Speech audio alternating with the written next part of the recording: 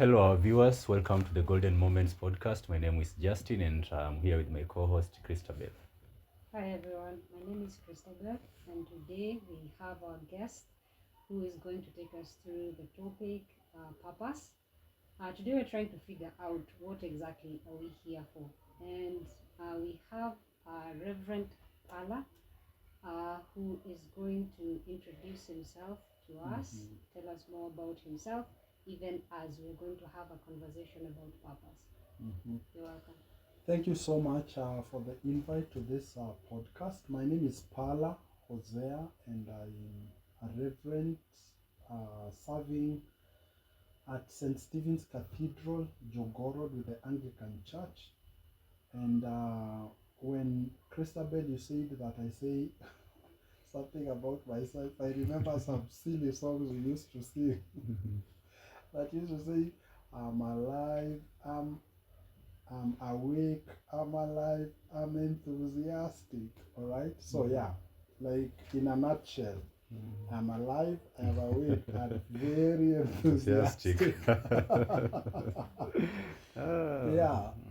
Sasa karibu sana Rev. Asante. Christabel. Yeah. Yeah, so generally I think we'll just start off by trying to figure out purpose in itself. So what is purpose? Yeah, I think a lot of the times when people ask what is purpose, what they are really asking is, what is the meaning of this life, and how am I a part of that meaning?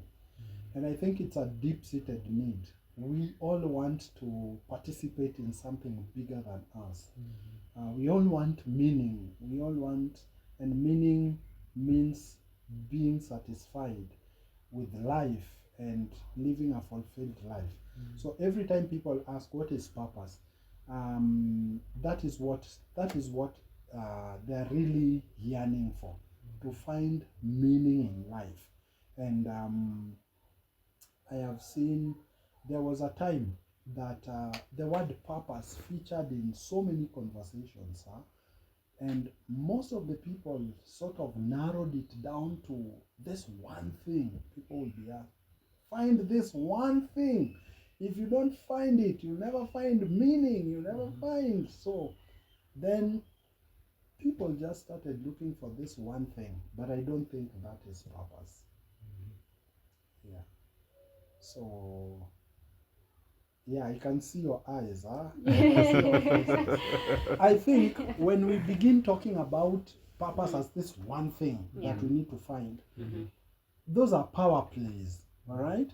Because then at the end of the day, there's somebody else who is doing something better than me, and somebody who probably I will think is doing something lesser than me. For example, the person, the Pala, right? If we went with the purpose as of this one thing, all right? So Pala is a priest, all right? Yes. And it is seen as something so significant, all right? And probably it is even sold as something very significant, priest, right? Yeah. But there is also the lady who makes tea in the office. So does that mean that she's living a lesser purpose than I am? Now, if we go with the power plays, then I become the superior guy. I found a big thing, you know. I'm the priest, and she's just a lady who makes tea, or he's just a gate man. Okay. Yeah. So if we think about purpose that way, then we completely miss the point. So it's not this one thing. Yeah. Okay. Right. Yeah. Okay, so in that respect, so can we also try to look, or I guess the question that people were asking was, in that case, is it like something that you yourself, you decide, oh, I want to be this, like for example, I want to be a priest, or I want to be a doctor, or is it something that has already been predestined for you, and now you have to find a way to realize what this is? Yeah. So is it something that you yourself, you figure it out, or is it a blueprint that has already been made by someone else? Probably, okay, if you are a believer, you could say God, Or is it something that you yourself you have to figure out what is it I can do, what is it I can't do? You can try different things. So in your own, I would say, in your own experience or in your own understanding. Yeah. So is there an existing blueprint, or should everyone try to figure out what it is they're here for? Yeah, I think maybe I will say purpose for me now, right? Mhm. So that we are not drawn into that one thingness. Okay. I will say purpose. Your purpose should be a pursuit for the highest value. All right? Okay. And that highest value, I don't know what you think a high value is, but the highest value is love. Okay. All right? Okay. So, with love, you always want to see everyone and everything around you thriving. All right? So that means once you find that truth, once you embrace that truth, purpose as the pursuit for the highest value, it means you are constantly striving towards love. And love is a verb. It's doing. And so, wherever you find yourself, you want to do things because you love people. If you are that lady cooking tea, you want to cook that tea because you love people. If you are the gate man, you want to gatekeep because you love people. If I am a priest, I have to serve from the place of love. All right? Whatever you do, you have to do it from the place of love. Whether you are a teller. Now, there is no one who pursues love and regrets it. You will never do stuff that from the place of love and regret that you did it, and be dissatisfied that you did it. All right? Okay. So you have all these people looking for this one thing, and then they get disappointed. But if it springs from, I'm going to do so many things, and I'm going to do it because of love, then you find satisfaction. And meaning is about finding satisfaction in this space of life. Now, if we also define purpose from the perspective of the power plays that I was talking about, usually people will think that they are inexperienced. All right? Yeah. And so you will ask people, have you ever found your purpose? They'll say, no, I'm still pursuing it. Because they haven't found that one thing that they've been lied to is there. So they're bado naitafuta, I'm still looking for it. Yeah. All right? And they mistake inexperience for a lack of qualification. What if you did stuff from the point of love that doesn't need any qualification? Like, what qualifications do you need to love people? Yeah. Zero. Yeah, true. Okay? Yeah. So once you begin to do your stuff, when you greet people in love, when you serve people in love, when you approach things in love, you will never miss sleep because you haven't found your purpose. Because in it, you will be satisfied. And you asked, who is it, predestination or the way you framed your question? If the highest value is love, all right, then in Christian thought, that highest value that is love is God, because God is love. Sure. And so that means God defines everything that you do. If you are a supermarket, you know the guys in the supermarket who pack the minis. Yeah. If they do it in love because it is God that is making them to do that, that job will be very fulfilling. All right? Okay. Anything that you do will be very fulfilling, because now, because your highest pursuit is love, and that is God. You're doing it because of God. You're doing it because God is love, and you're doing it because you love people. And so there is no space for feeling little. There is a book that a friend of mine called Joe gave me when I think I might have been in my late years in college. It was called The Dream Giver. I can't remember the author. And if you think about the dream giver and you look at scriptures, Joseph, who had these dreams, Sure. you look at his life and it was so full of love. I don't know if Joseph ever got to a place where he questioned if he was on the right path. All right? Yeah. He knew the person behind that. It was God. It was love. And so he knew, man, I'm on the right.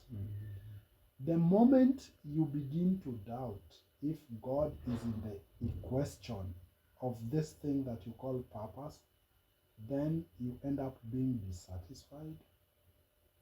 You end up being unfulfilled.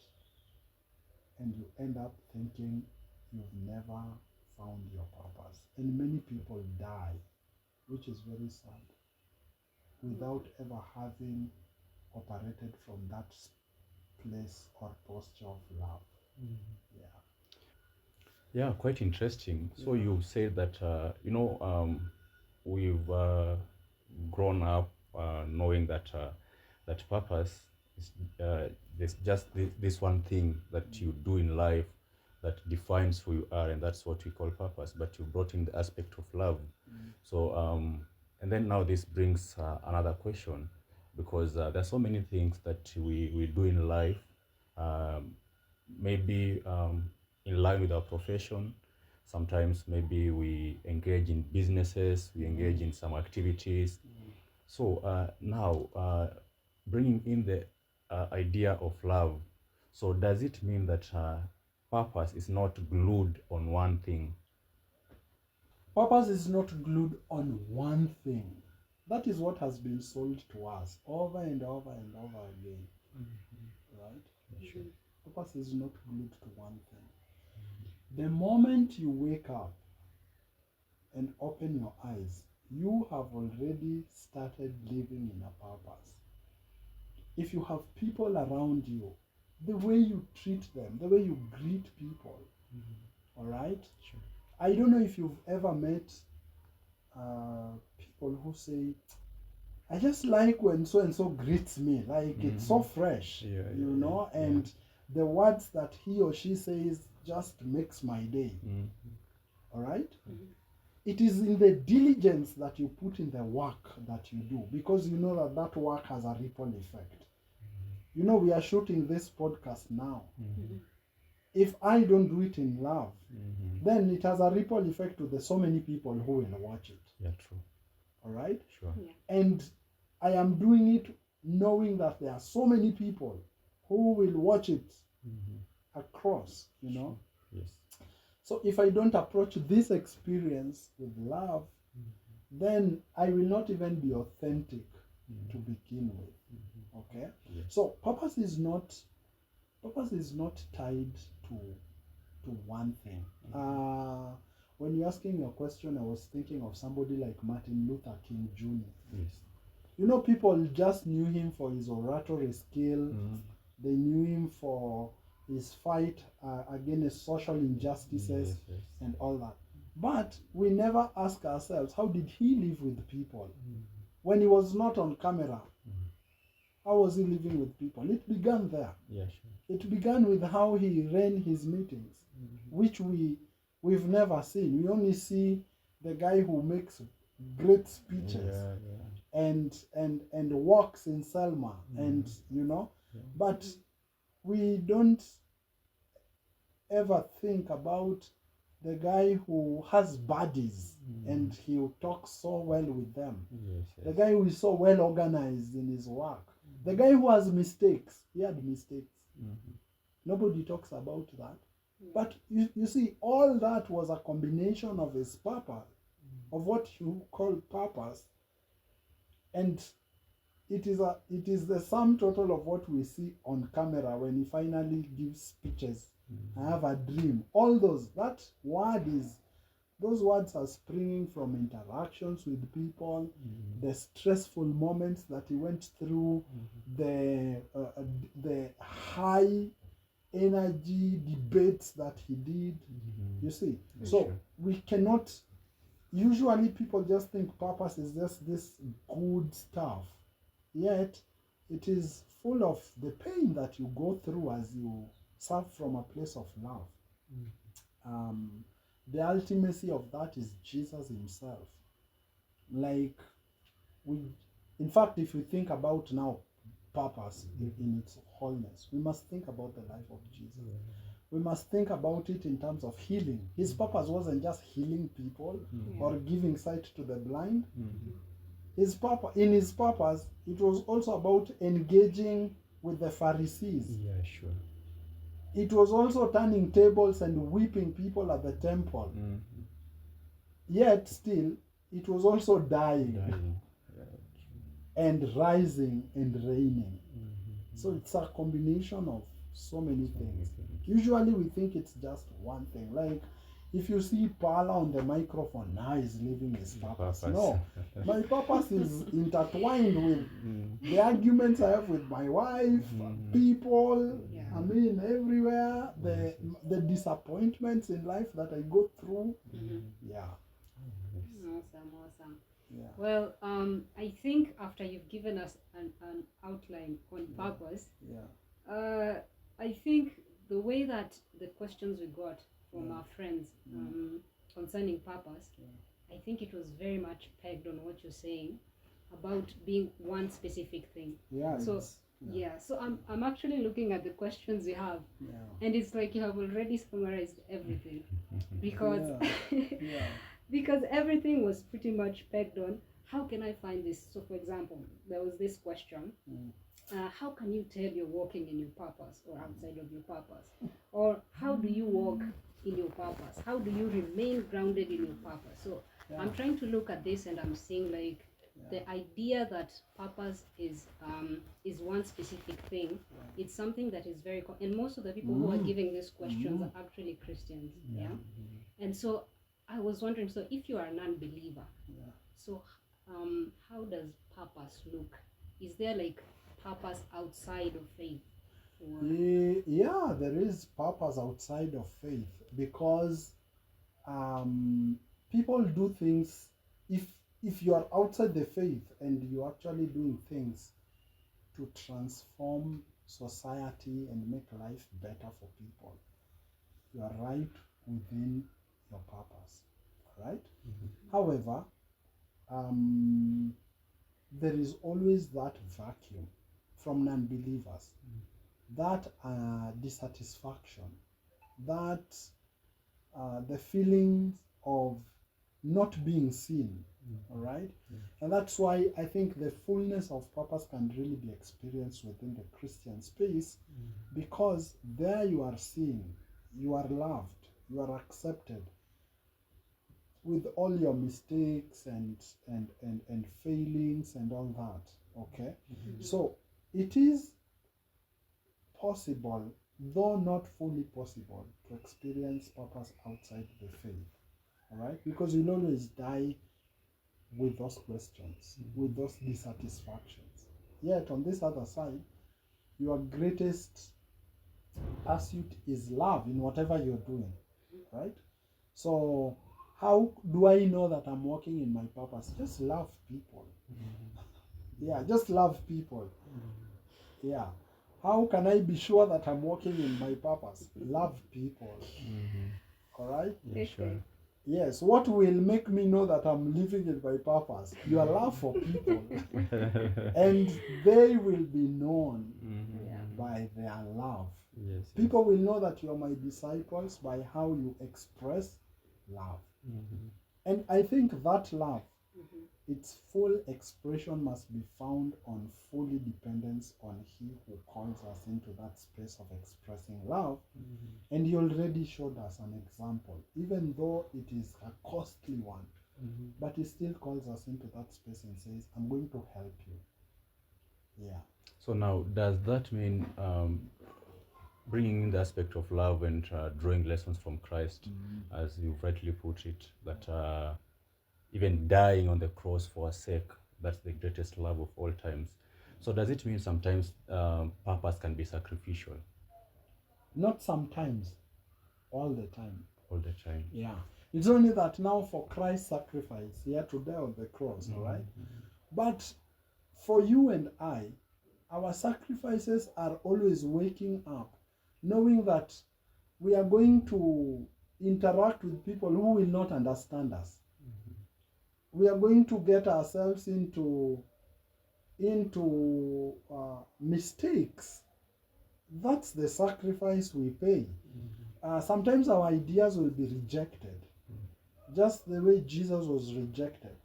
Sometimes I'm going to be living in my purpose and I'm taking care of a sick child. Sometimes you're going to live in your purpose trying to love people, but you're broke. All right? Sure. It doesn't stop. You don't say, let me take a pause. I'm broke now. Can't love people. I mean, you have to wake up and still know that there are people to do what? To love. Are you going to be rejected? Yes. Are you going to lack? Yes. So all that should remind us of the ultimate sacrifice of love that Christ gave. All right? Yeah. So I think purpose is not just sometimes sacrificial. Purpose is all the time sacrificial, because you have to step out of that boat of comfort. You have to, sometimes you have to wake up even when you do not want to wake up, and still keep at doing what you do. Yeah. And throughout, I always say, find some balance also while at it. Like, hey, Christ already died. You don't have to die again. So find rhythms of rest and reflection. Yeah. You must find them within your space of purpose. How do you rest, reflect? How do you draw away? And Christ did these things. He would step aside a bit and just go and re-energize and then come back to the daily bustles of the day. I mean, you look at Christ and He gives us all the principles we need for living a purposeful life. Yeah. So it will always be sacrificial. Utalipa. Yeah. Awesome. Okay, so I think from what you've said, and looking at purpose as we're trying to look at purpose from the aspect of love. One of the questions that also came up was, because most of the time when someone is in the space where they're not looking at it from the point of love, and you're looking at it from the point of that one specific thing, one of the questions that we got was something about self-worth or identity.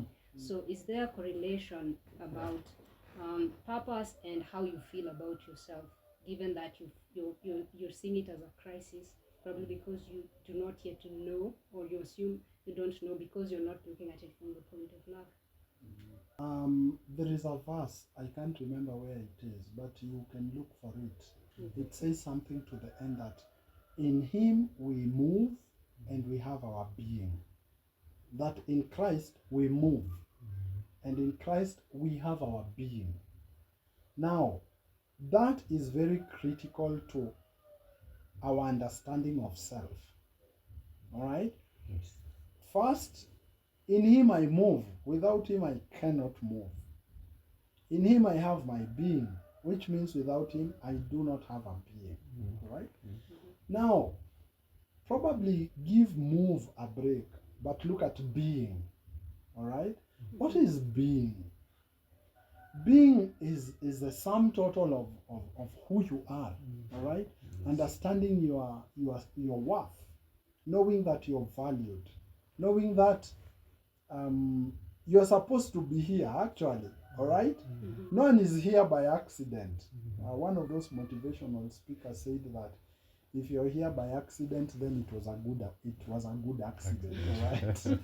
No one is here. You, every one of us, anyone who is watching, you deserve to be here. I deserve to be here. All right? Even in this moment, trust me, I deserve to be here. I deserve to be heard here. Okay? Yeah. So, once you have that self-worth that is grounded in Christ, the one who gives you your real identity, then you begin to really not focus on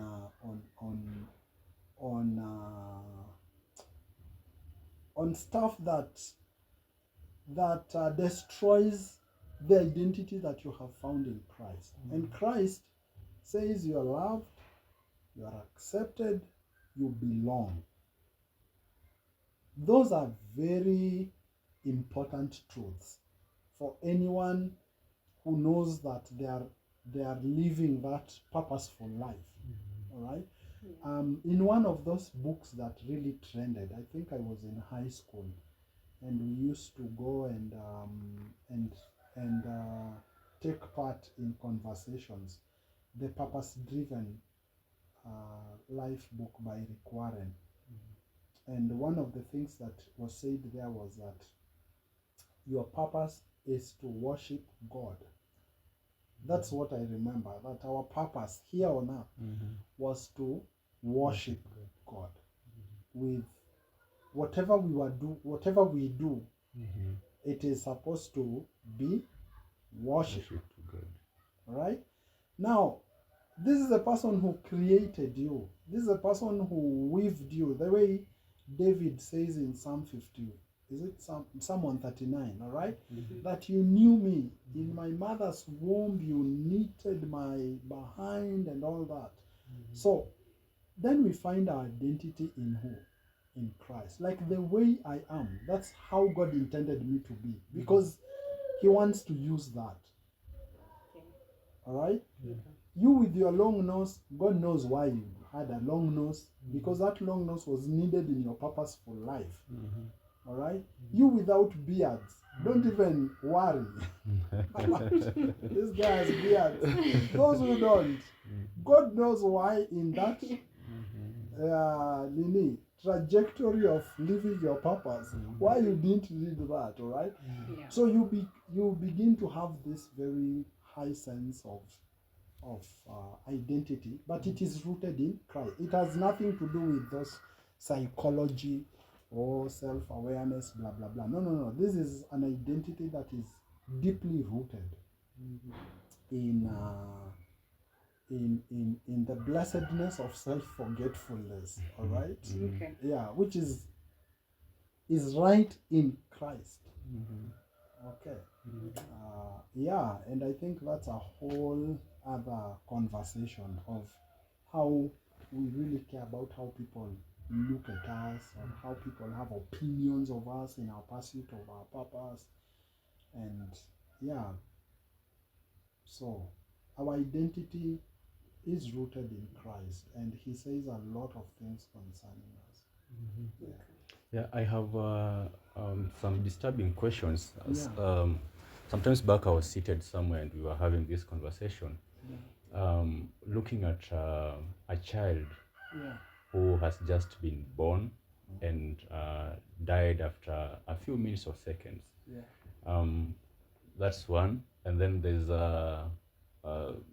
people with disabilities. Can we say that God created them to fulfill their purpose even through their disabilities? And now what about this kid who's just been born and then dies immediately? Has this kid fulfilled the purpose? I think it's unfortunate that a parent could lose their kid just after birth. That's like a really painful ordeal, all right? It's unfortunate. Yeah. But if we think about the sovereignty of God, that God is so sovereign that there is nothing that happens in the world without him knowing that it has happened. All right? Yes. And because he knows that it has happened, God, in his grand scheme of working, he always knows why that thing has happened at that particular time. All right? Yes. I think in thinking through all these things, Paul, while he's writing to the Romans, in Romans 8:28, it's the place where he makes this very deep conclusion that now all things work together for good for those who love God and who have been called according to his purpose. That's the word that's used there. In which case purpose is those who are called to worship him. Right? To live their lives in worship of him. So I don't think the people who are crippled or the people who die, whether they die early or die late, die without fulfilling that which God intended for them. Okay? Yes. No one. There's a time people were asking if there is something like a premature death. That's like charismatic, fundamental, Pentecostal language, lingo, right? There's nothing like premature death. Death is just death, you know. Yeah. And of course, they lead people into praying prayers against the spirit of premature death. Like that's just, yeah. So God, if we look at the sovereignty of God, there is nothing that happens to human beings that he hasn't intended for his good purpose. We might not see it now. For example, take the story of Joseph. Dude is hated by his own brothers. Yeah, own brothers. He's sold to slavery. What is he thinking at that particular moment? All right? You could say today that, oh, you know, I mean, if you said God knows why it's happening, people will look at you and ask, why isn't he then getting him out of this situation? But in the grand scheme of things, he is supposed to take care of a whole generation. Right? Of course, I hear people are reducing the story of Joseph to teaching people about purity. I think that's like the lowest. That's the lowest you can reduce that story, okay? God made Joseph go through that so that he could preserve his people. All right? Because he had many plans ahead. Yeah, sure. Those people needed to be preserved. And so he does that. So, if you look in the grand scheme of things, there is nothing that happens. Look at the Shunammite woman with the dead child. And then Elisha shows up. All right? Look at the Israelites, the suffering in Egypt. And then Moses comes, filled with them at the brink of the Red Sea, while the Egyptians are pursuing them. I mean, look at them in the wilderness. They're even telling Moses, we miss the melons and the garlic in Egypt. You've brought us here to die, you know. When we think humanly, we can never grasp the doings of God. And that is how we will end up. Did that person fulfill their purpose? That crippled person, yani God aliona tu amuombe hivyo. Because we've forgotten the sovereignty of God. And now we want to reduce these people's stories to suffering. And forget that they are part of something bigger. What if we looked at everyone as being part of God's bigger assignment for humanity? Just what if the child who dies, the guy who is born crippled, the broke guy who walks from town to Kitengela. I mean, I've heard those stories. Msee it's possible. alitoka alienda mpaka tau kutafuta kazi ana do na akarudi, and it's tough. Sure. It's tough. Who wants to walk all that distance? Wow. You know. Yeah. Yet there's just something that God is doing in their lives. Even you people, if you remember your lowest moments, I don't know if you've had them. Yeah, you later on you realize that so I went through that because of this. Then it begins to fall into place. Yeah. So there is nothing or no one who is born on the face of this world who has no space in God's purposes for humanity. Maybe that's the conclusion I can make. No, okay. No one. No one. Okay. Including the guy in Saudi Arabia who has never heard about God. Just know. Yeah. Awesome. Thank you so much, Reverend Pala. I think you've really expounded in ways that we hadn't even foreseen of you bringing out the aspect about purpose. So I think at this time, just to finish off, I think I'll ask one final question, and then I'll also ask Justin if he has something to let you know or to ask you. So I think the question that was coming in, there's a lot of, you could say like crises, especially for people probably who have gone through maybe let's say school. Because most of the time, I think there is a tendency to look at career as purpose. So there's a lot of confusion in terms of that.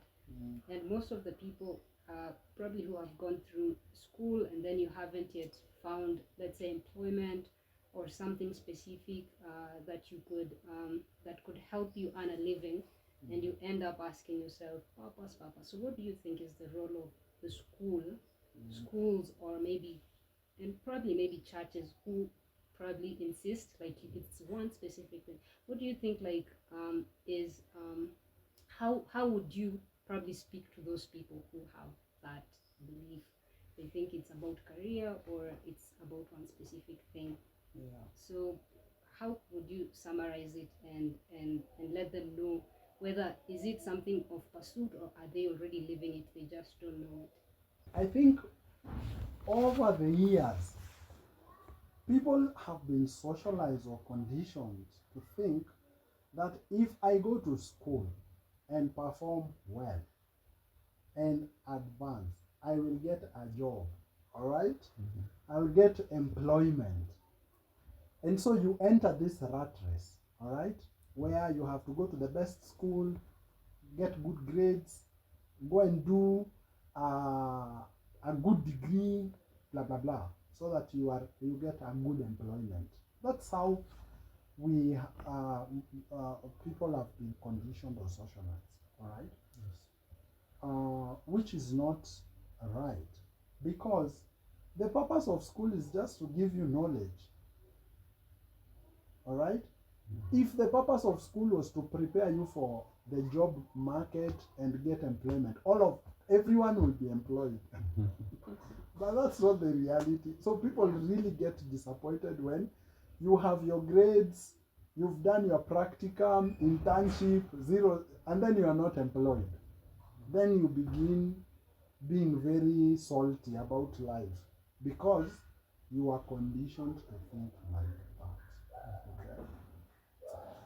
Did I ever live like that? Yes, I did. I think when I cleared high school and went to do community health, I was like, manzeni kipata job and all that, you know.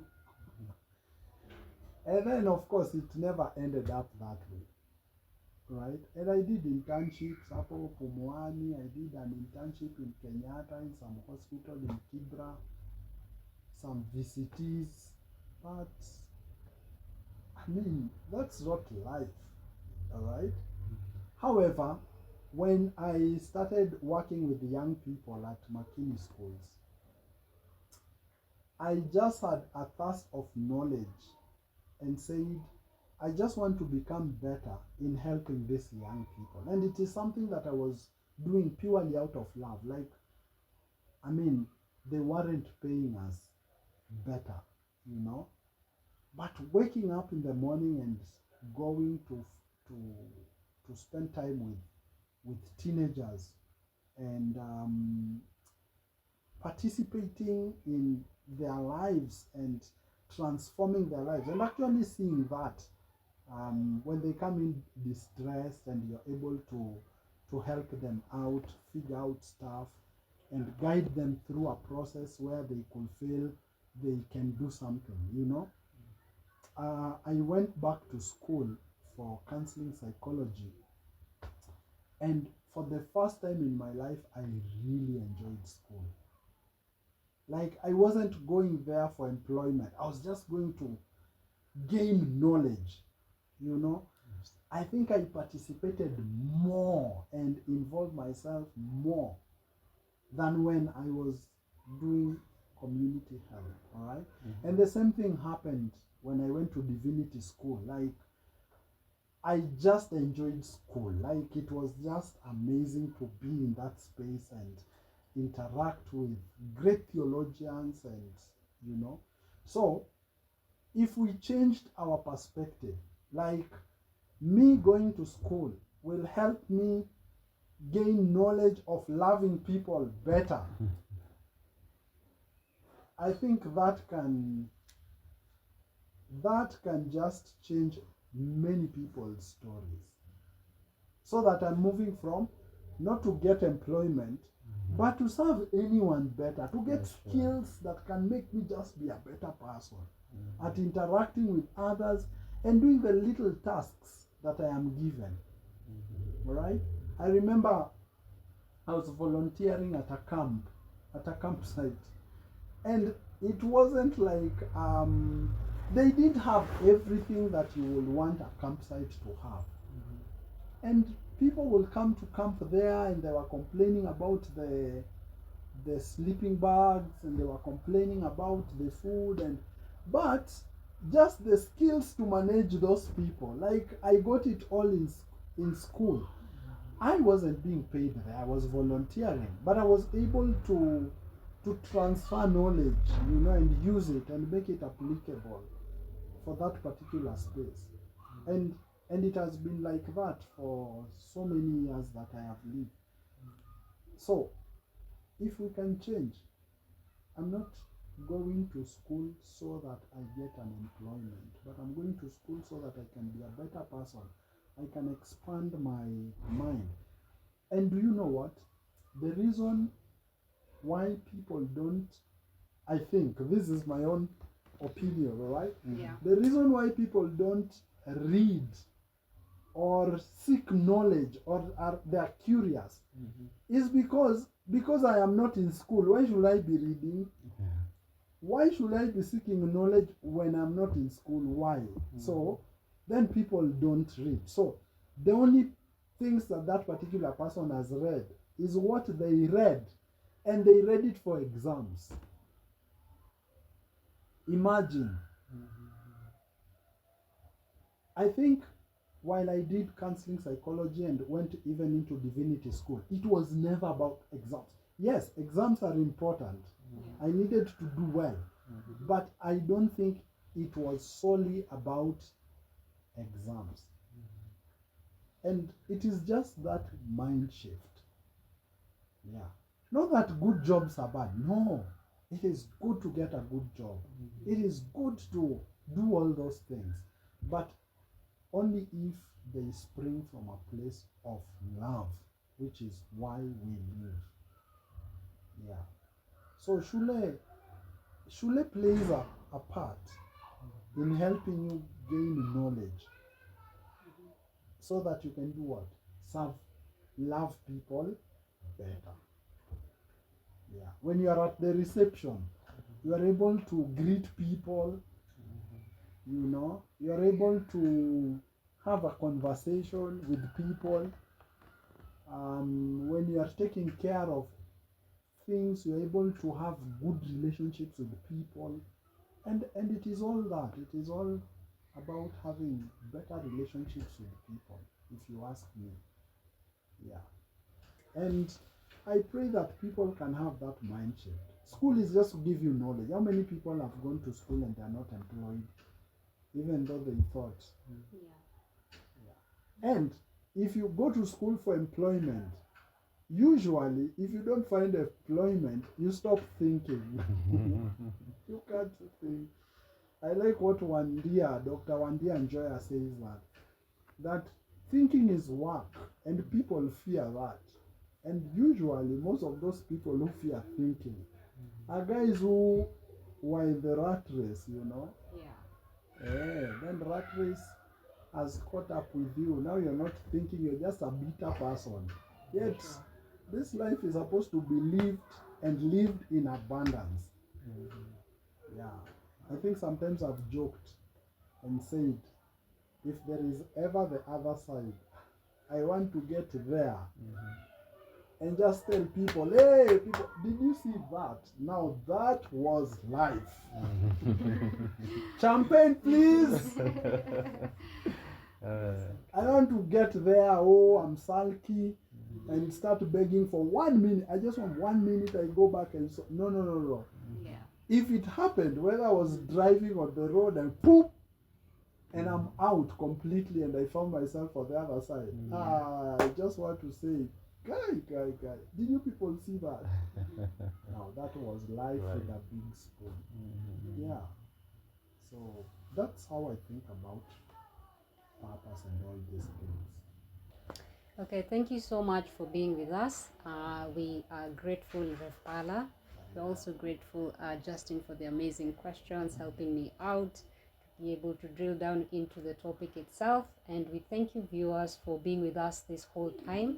I hope your perspective has been changed. I hope that this is a start of looking at life from a different perspective, and ultimately being changed and having your mind changed to see that indeed the highest pursuit is love, and the love of God himself is love. And so even as we sign out, I hope this message will be transformative to you and your friends and possibly your family. Thank you so much. Have a great day. Bye.